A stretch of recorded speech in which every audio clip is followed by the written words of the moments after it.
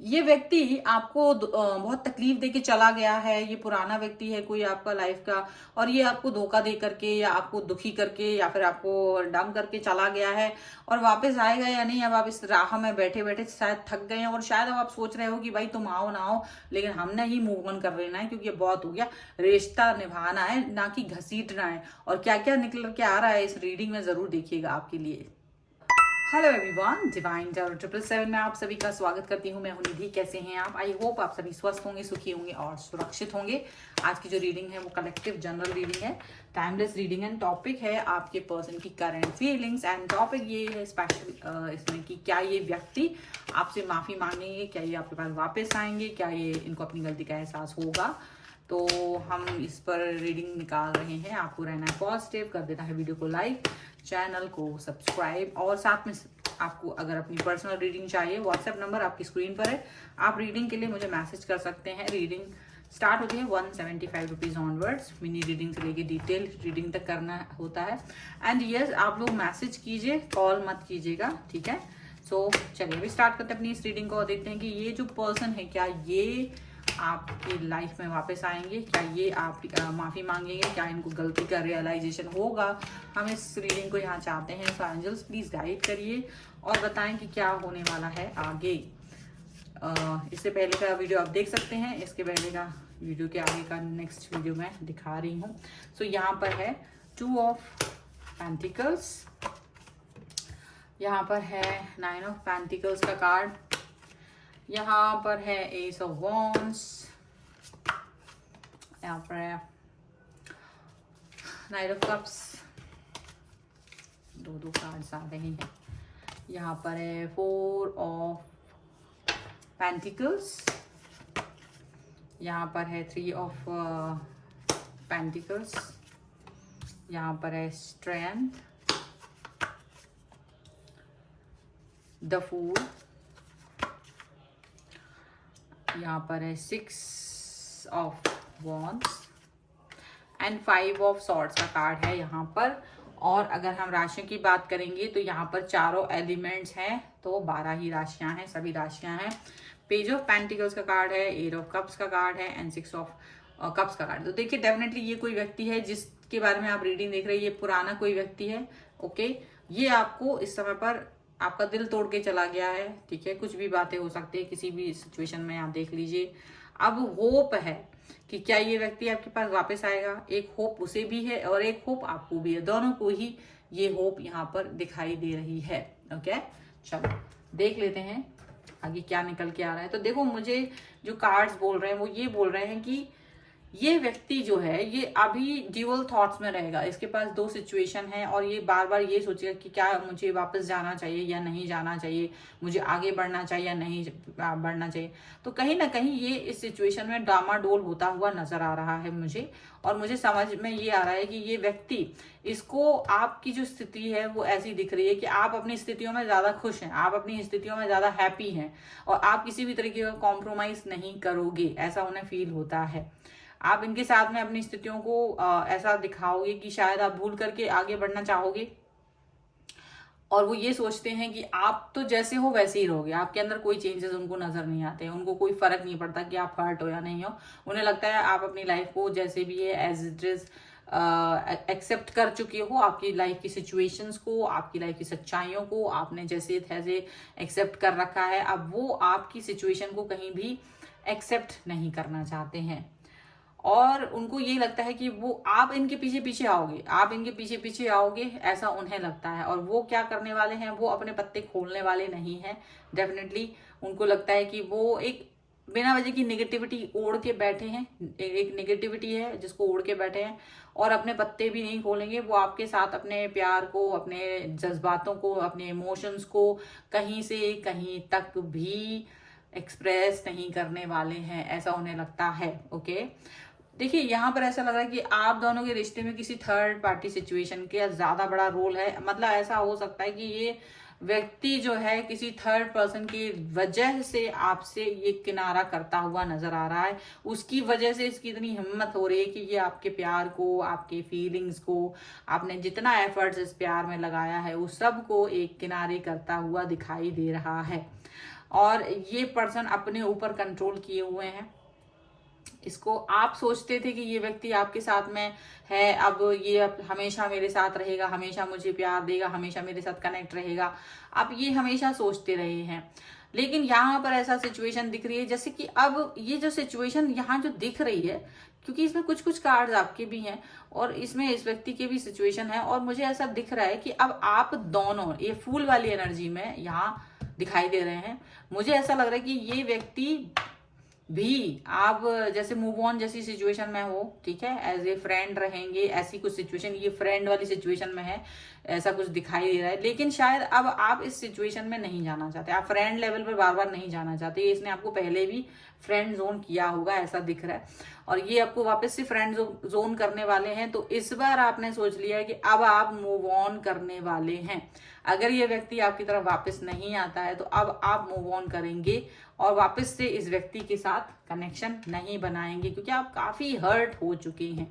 आप मुझे यहाँ पर बहुत हर्ट दिख रहे हैं, बार बार दिल छलनी हो चुका है, अब आपके पास कुछ बचा ही नहीं जिसको सेव किया जाए।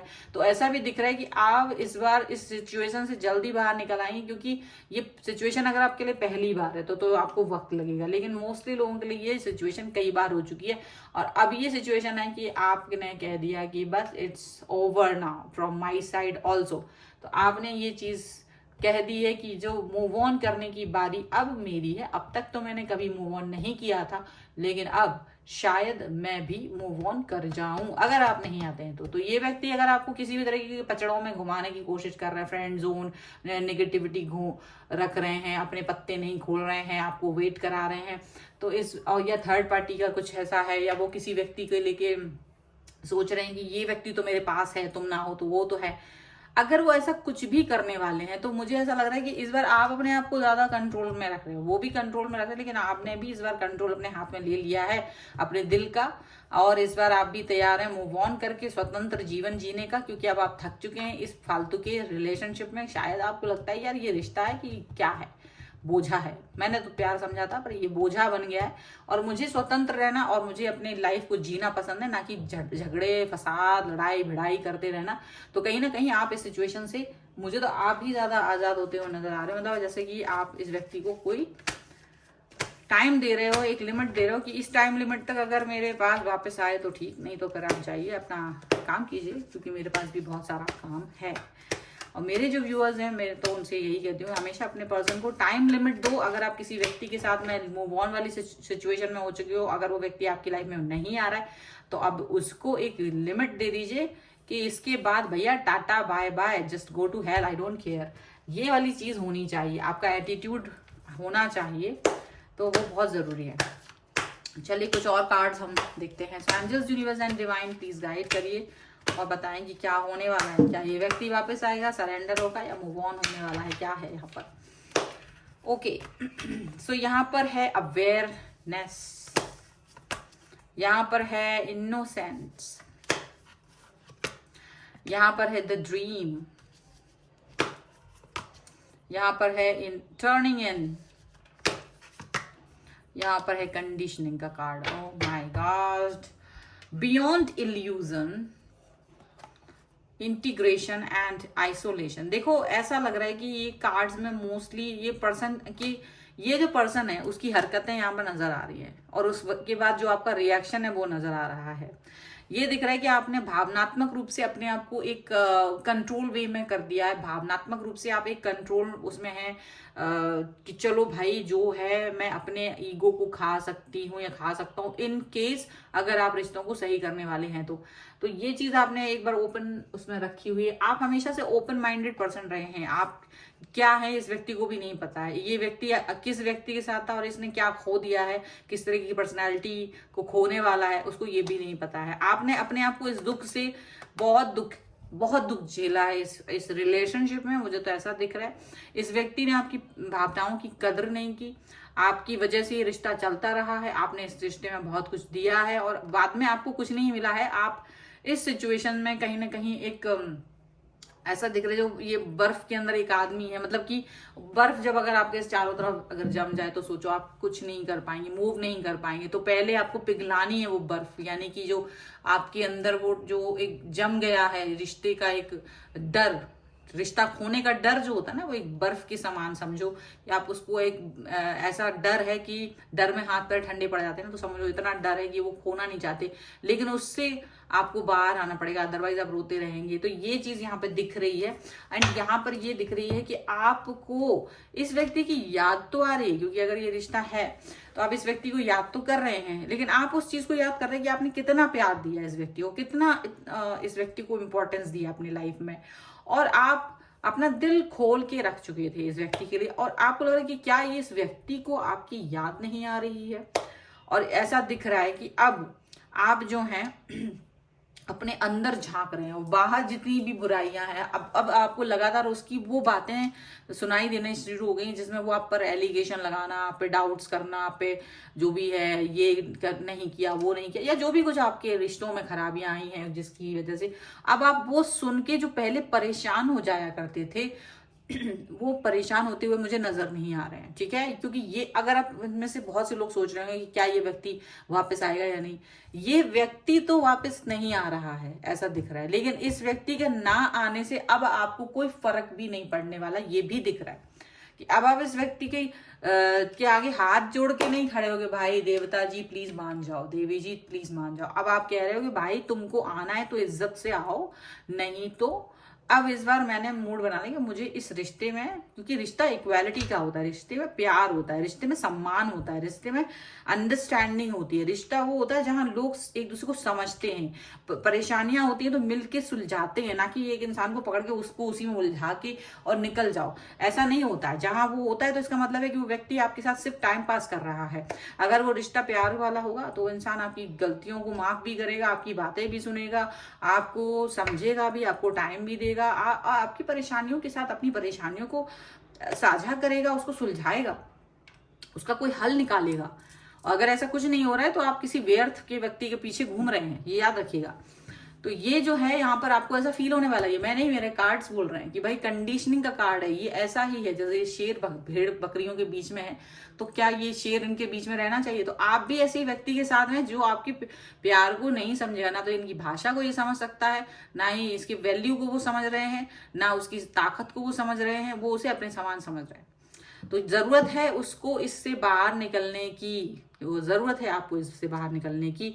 तो ये अवेयरनेस है, इनोसेंस का कार्ड यही दिखाता है कि आप अभी भी दिल से बहुत बच्चे हैं, इसलिए आप माफ कर देते हैं, लेकिन ये व्यक्ति आपको माफ नहीं कर पाता है। तो यहाँ पर डेफिनेटली इसको अवेयरनेस आएगी आपको खोने के बाद, तो खो लेने दीजिए, इट्स ओके। आप अपनी लाइफ में आगे बढ़ सकते हैं। द फूल का कार्ड, आप इस व्यक्ति के रिश्ते से बाहर निकल सकते हैं, आप अपनी जीत की खुशियां मना सकते हैं, क्योंकि ये व्यक्ति अब आपके ऊपर ध्यान नहीं देना चाहता, क्योंकि ये व्यक्ति अभी भी पजल में है, क्योंकि ये व्यक्ति किसी और व्यक्ति को देख रहा है कि यार मेरे पास तो वो है, तुम चले भी जाओ तो क्या, मेरे पास तो कोई और है।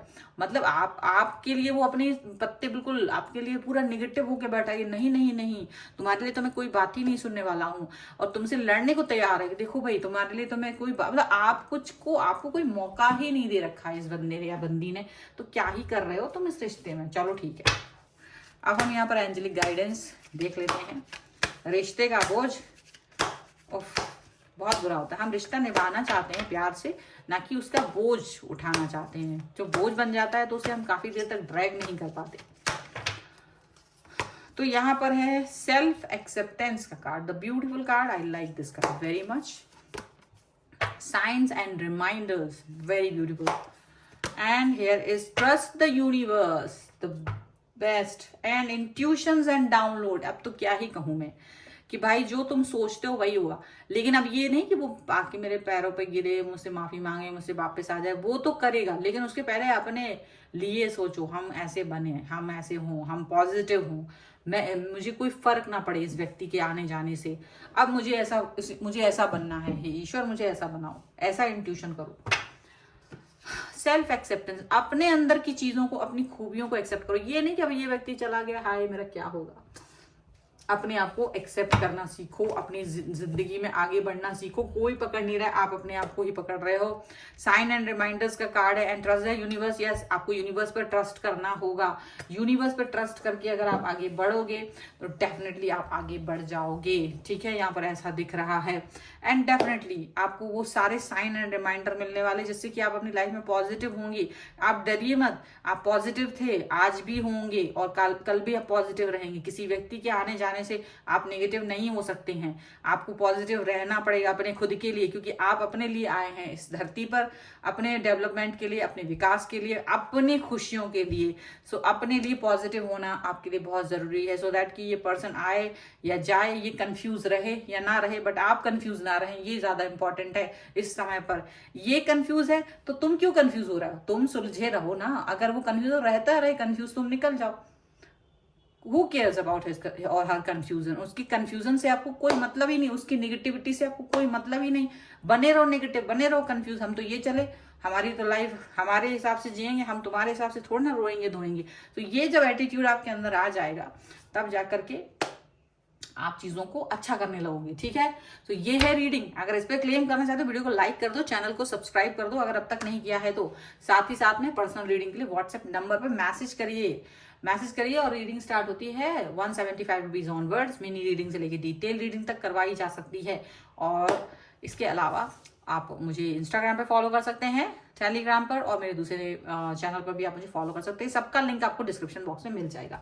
तो मिलते हैं एक नई रीडिंग के साथ जल्द ही, तब तक देखते रहिए divine tarot 777। Thank you for watching, bye.